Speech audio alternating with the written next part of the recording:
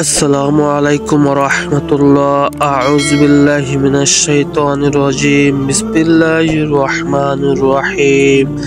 পরম করুণাময় দয়ালু। শুরু করছি আল্লাহর নামে। দেশে কিংবা দেশের বাইরে যে যেখান থেকে দেখছেন আজকের এই ভিডিও, আজকের আলোচনার বিষয় কোরবানি যেভাবে সঠিক হয়। কোরবানি শব্দটি কুরবুন থেকে নির্গত, অর্থ হলো নৈকট্য লাভ করা। অন্যভাবে বলতে গেলে নিজের সবচেয়ে প্রিয় বস্তুকে আল্লাহর সন্তুষ্টির জন্য উৎসর্গ করা, আল্লাহর পথে কোরবানি করা।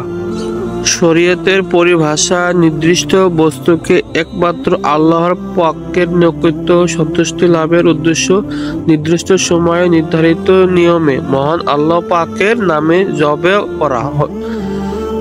করা হলো কুরবানি।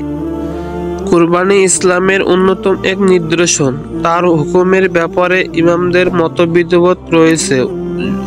জুমহুর উলামাদের নিকট সুন্নতে মুআক্কাদা, হানাফি মাযহাবের মতে ওয়াজিব। গরু ও মহিষ, উট ইত্যাদির কুরবানিতে যেসব 7 অংশের বেশি জায়েজ নয়, তেমনি 7 জনের বেশি অংশীদার হয়েও কুরবানি করা জায়েজ হবে না। সুতরাং 2 বা ততোধিক ব্যক্তি মিলিতভাবে কোরবানি পশুর 7 অংশের মধ্যে হতে একটি অংশে শরীক হলে কোরবানি জায়েজ হবে না।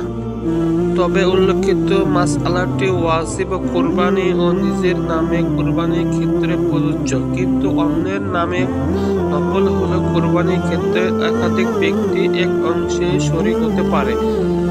যেমন একাধিক ব্যক্তি শরীক হয়ে গরুর সপ্তম অংশ রসুল আকরাম সাল্লাল্লাহু আলাইহি সাল্লামের নামে কোরবানি করলো, অথচ তার 5 ভাই মিলে পিতা মাতার নামে